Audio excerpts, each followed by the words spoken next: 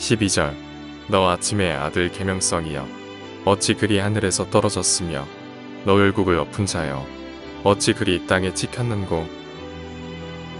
20절 내가 내 땅을 망하게 하였고 내 백성을 죽였으므로 그들과 함께 안장되지 못하나니 악을 행하는 자들의 후손은 영원히 이름이 부여지지 아니하리로다 할지니라.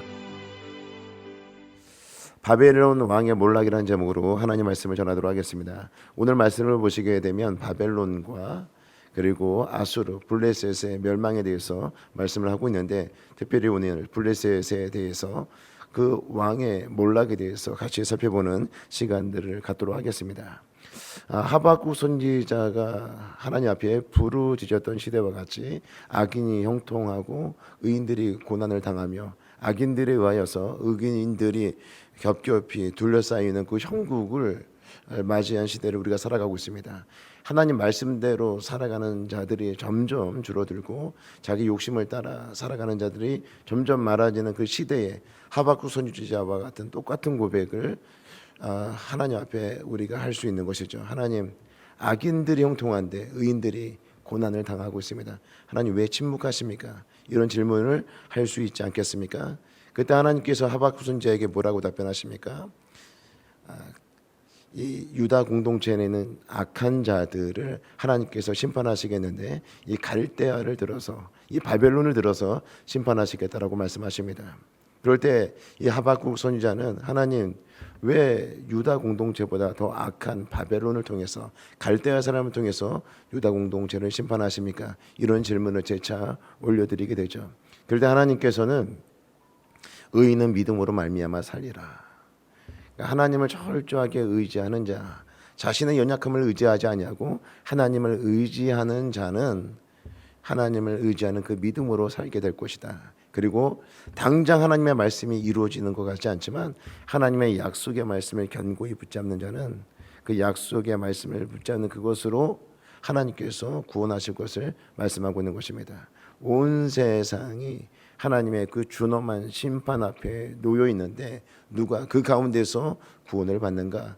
하나님을 의지하는 자, 하나님을 믿는 자, 예수 그리스도를 믿는 자가 구원을 받게 된다라고 분명히 말씀해 주고 있는 것입니다. 성도 여러분, 오늘 말씀을 통해서도 우리가 동일하게 볼 수 있는 것은 악인의 그 형통함을 바라보면서 우리가 조금도 부러워할 이유는 없는 것입니다. 오히려 하나님을 의지하며 하나님의 약속의 말씀을 견고히 붙잡고 주와 동행하는 복된 삶을 살아가시는 저와 성도 여러분 모두가 되시기를 주의 이름으로 축복합니다.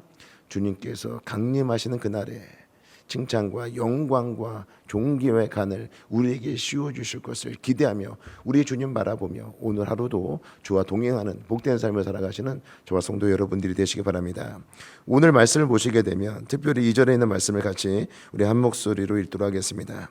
민족들이 그들을 데리고 그들의 본토에서 돌아오리니 이스라엘 족속이 여호와의 땅에서 그들을 얻어 노비로 삼겠고 전에 자기를 사로잡던 자들을 사로잡고 자기를 압제하던 자들을 주관하리라. 이 바벨론을 묘사하고 있는 것입니다. 전에 이 바벨론이 어떤 나라였는가? 열국을 호령하면서 고대 근동의 이 패권을 장악했던 나라가 이 바벨론이었던 것입니다. 그런데 그 나라가 하루아침에 몰락을 하게 되는데 여러 민족들을 사로잡아서 이곳에서 저곳으로 옮기고 또 자신들의 노비를 삼고 노예를 삼고 또 나라를 정복할 때도 아주 잔인하게 정복하지 않습니까?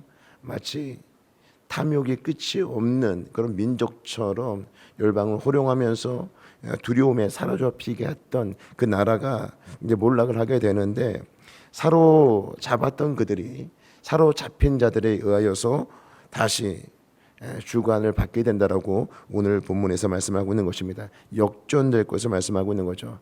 그렇게 강력한 그 바벨론이 몰락을 하게 될 것이고 하나님의 준엄한 심판을 받게 될 것을 말씀하고 있는 것입니다. 또 4절에서 5절에 있는 말씀을 보시면 너는 바벨론 왕에 대하여 이 노래를 지어 이르기를 압제하던 자가 어찌 그리 그쳤으며 강포한 성이 어찌 그리 패하였는고 여호와께서 악인의 몽둥이와 통치자의 귀를 꺾으셨도다. 이렇게 약탈하고 잔인한 방법으로 민족과 열방을 침략하며 자신의 노리기로 삼았던 그 민족이 하루아침에 이렇게 몰락을 하게 되었다. 그것은 그 나라가 가지고 있는 잘못도 있겠죠. 그들의 어떤 교만함도 있겠지만 모든 나라의 그 흥망성쇠는 누가 주관하고 계시는가? 우리 하나님께서 주관하고 계시는 것입니다. 하나님의 때가 되었을 때에 하나님께서 그 바벨론을 심판하신다라고 하는 것을 말씀해 주고 있는 것입니다. 그 결과 7절에 있는 말씀을 보시게 되면 이제는 온 땅이 조용하고 평안하니 무리가 소리 높여 노래하는도다. 그렇게 전쟁을 일삼으면서 천하를 호령했던 그 나라가 몰락을 하게 되었을 때 온 땅이 조용해지고 평안함에 이르게 되었다는 것입니다. 심지어 자연세계 나물들도 기뻐한다는 것입니다. 8절에 있는 말씀을 보시게 되면 향나무와 레바논의 백향목도 너로 말미암아 기뻐하여 이르기를 내가 넘어져 있은즉 올라와서 우리를 베어 버릴 자 없다 하는도다.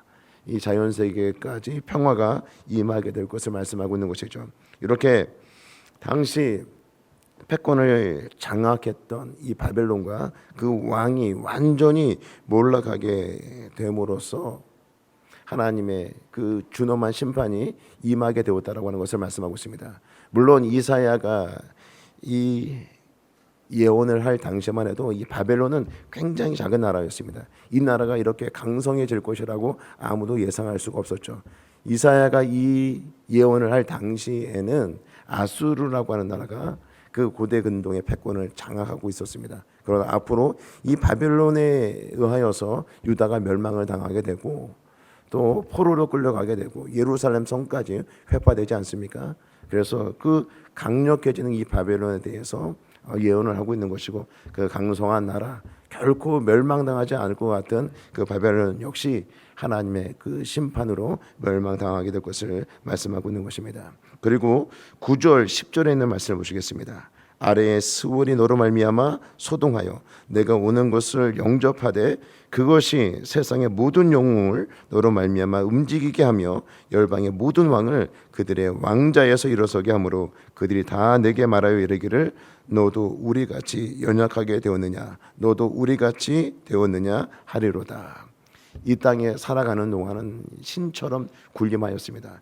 여러 나라의 왕들 위에서 군림하는 그런 존재였죠.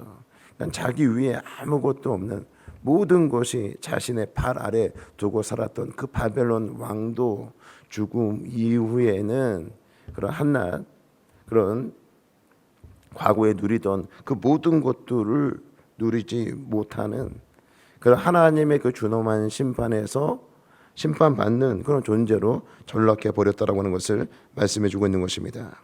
천하를 호령하던 바벨론 왕이 죽어 수월에 내렸는데 살아 있을 때와는 달리 별 볼 없는 자가 되었다 말씀하고 있는 것입니다. 또 12절에 있는 말씀을 보시게 되면 너 아침의 아들 계명성이여 어찌 그리 하늘에서 떨어졌으며 너 열국을 엎은 자여 어찌 그리 땅에 지켰는고. 역시 바벨론 왕을 묘사하고 있는 것입니다. 그렇게 새벽별처럼 빛나던 그렇게 천하를 호령하던 그 왕이 하루아침에 그렇게 땅에 떨어지게 되었다고 하는 것이죠. 그 바벨론의 멸망을 통해서 그 왕자에 있던 왕도 역시 몰락을 하게 되었다는 것입니다. 15절에 보게 되면 그러나 이제 내가 수월 곧 구덩이 맨 밑에 떨어짐을 당하리로다. 또 20절을 보겠습니다. 내가 내 땅을 망하게 하였고 내 백성을 죽였으므로 그들과 함께 안장되지 못하나니 악을 행하는 자들의 후손은 영원히 이름이 불려지지 아니하리로다 할지니라. 최상의 부귀영화를 누리며 천하를 호령하던 신처럼 여겨졌던 바벨론 왕 역시 하나님의 심판으로 완전히 몰락될 것이며 그 이름조차 불려지지 아니할 것을 말씀하고 있는 것입니다. 성도와 성도가 아닌 자의 그 특징을 확연하게 구분해주고 있습니다. 성도들에게는 우리가 하나님의 말씀에 순종하지 못할 때 하나님의 징계가 있기 마련입니다. 그러나 우리 하나님께서 우리에게는 기회를 다시 주시죠. 유다 공동체를 보면 알 수가 있겠죠. 유다 공동체가 하나님 말씀에 불순종하고 하나님이 보낸 그 선지자의 말에 귀를 기울이지 아니하여서 그 나라가 멸망을 당하고 바벨론이라고 하는 나라의 포로로 끌려가게 되었지만 다시 하나님께서 고토로 불러들이고 나라를 든든하게 세우지 않습니까? 1948년 이스라엘의 독립을 선언하고 오늘까지 그 명맥을 이어오는 이유도 하나님께서 자기 백성들 향한 그런 긍휼하심이 있기 때문에 가능함을 보여주고 있는 것입니다. 그러나 악한 자의 그 심판, 그 천하를 호령하였던 그 바벨론에 대한 심판은 하나님께서 한번 임하시면 그 심판하시게 되면 그것을 돌이키지 않는다라고 하는 것을 보여주고 있는 것입니다. 성도 여러분, 우리가 나그네로서 이 땅을 살아가며 많은 어려움들이 있습니다. 그러나 반드시 하나님께서 심판하실 날이 있다는 사실을 기억하시고 또 개인적으로 하나님의 그 심판대 앞에 우리가 서지 않습니까? 주님 부르시는 그날에 우리가 어떤 모습으로 서야 될 것인가? 마지막이 아름다운 인생 되시기를 주의 이름으로 축복합니다. 복 있는 자가 누구인가? 시편 1편에서는 하나님의 말씀을 주야로 묵상하며 그 말씀의 진액을 공급받으며 선한 열매가 삶 속에서 많이 맺혀지는 자가 복 있는 자라고 말씀을 하고 있습니다. 악인은 그렇지 아니하며 악인은 그 마지막 때에 어떤 결과를 얻게 되는가? 바람에 나는 겨와 같이 심판을 이기지 못한다는 것입니다. 의인은 하나님의 말씀을 붙잡고 그 말씀을 의지하여 선한 열매를 주렁주렁 맺혀가는 그 삶을 살아가는 하나님의 자녀들은 그 마지막 때에 하나님께서 인정하신다는 것입니다. 악인은 의인의 회중에 들지 못하고 바람에 나는 겨와 같이 심판을 이기지 못하지만 의인은 그 마지막 날에 우리 하나님께서 인정하신다는 것입니다. 성도 여러분, 이 땅에서 우리가 화려하게 또 멋지게 이 바벨론 왕처럼 많은 것을 가지고 누리고 살아가지는 못하지만 우리 하나님의 말씀을 붙잡고 주와 동행하는 복된 삶이 우리에게 보장되어 있지 않습니까? 악인의 형통함을 부러워하지 마시고 늘 생명의 말씀을 가까이 하고 또 우리 주님 앞에 간절히 기도함으로 우리 주님과 친밀한 인격적 관계를 충분히 유지하고 누리다가 주님 부르시는 그날 우리 주님께서 우리를 칭찬하시고 영광과 존귀의 관을 씌워주시고 구원하실 그날을 기대하면서 믿음으로 삶을 살아가시는 저와 성도 여러분 되시기 바랍니다. 마지막에 아름다운 인생이 우리에게 보장되어 있다는 사실을 기억하시고 오늘 하루도 살아갈 때 우리 주님만을 철저하게 의지하고 주와 동행하고 주님이 주시는 은혜를 충분히 공급받고 복된 삶을 살아가시는 저와 성도 여러분 모두가 되시기를 주의 이름으로 축복합니다. 기도하시겠습니다. 이제 오늘 받은 말씀으로 함께 기도하겠습니다. 늘 말씀을 가까이 하고 하나님을 의지하는 복을 받아 누리고 마지막에 아름다운 인생이 되게 하옵소서. 악인의 형통함을 부러워하지 않고 하나님 나라를 소망하며 믿음으로 살아가게 하옵소서. 함께 기도하겠습니다.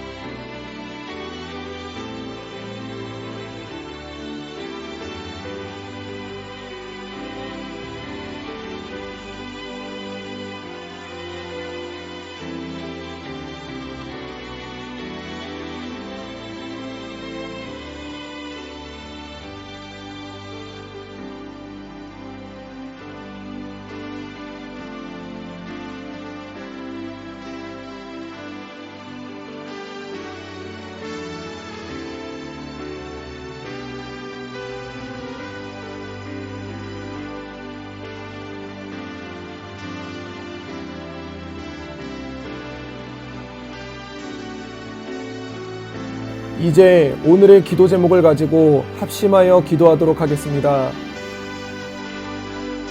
첫 번째 기도 제목입니다. 우리는 어제 예배를 통해 하나님의 말씀을 받았습니다. 주님, 우리의 한 주를 두고 기도합니다. 우리가 받은 말씀을 흘려보내지 않게 하여 주시옵소서. 주님이 주신 말씀을 마음밭에 잘 새겨서 삶으로 드러낼 수 있게 하옵소서. 함께 기도하겠습니다.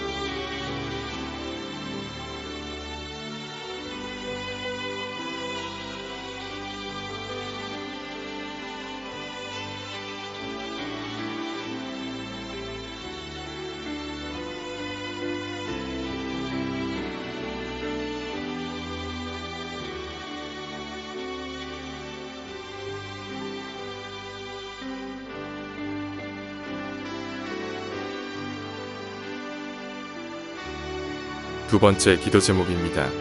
이번 주에 있는 청소년부 수련회를 위해 기도합니다. 하나님, 청소년 아이들 가운데 강력한 도전을 부어 주시옵소서.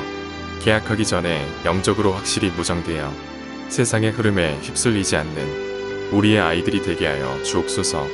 함께 기도하겠습니다.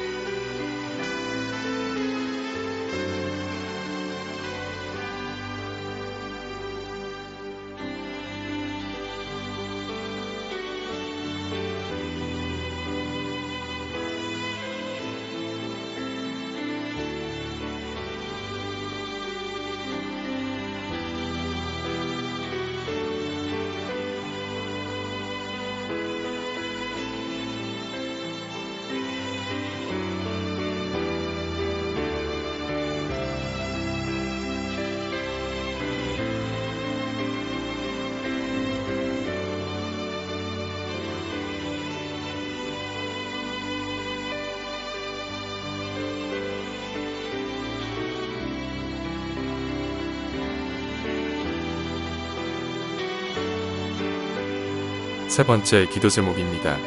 이번 주에 있는 청년부 MT를 위해 기도합니다. 짧은 기간이지만 이를 통해 하나님과의 관계, 같은 청년들끼리의 관계가 더 단단해질 수 있게 하여 주시옵소서. 주님을 바라보며 담대하게 전진하는 우리의 청년들이 되게 하여 주옵소서. 함께 기도하겠습니다.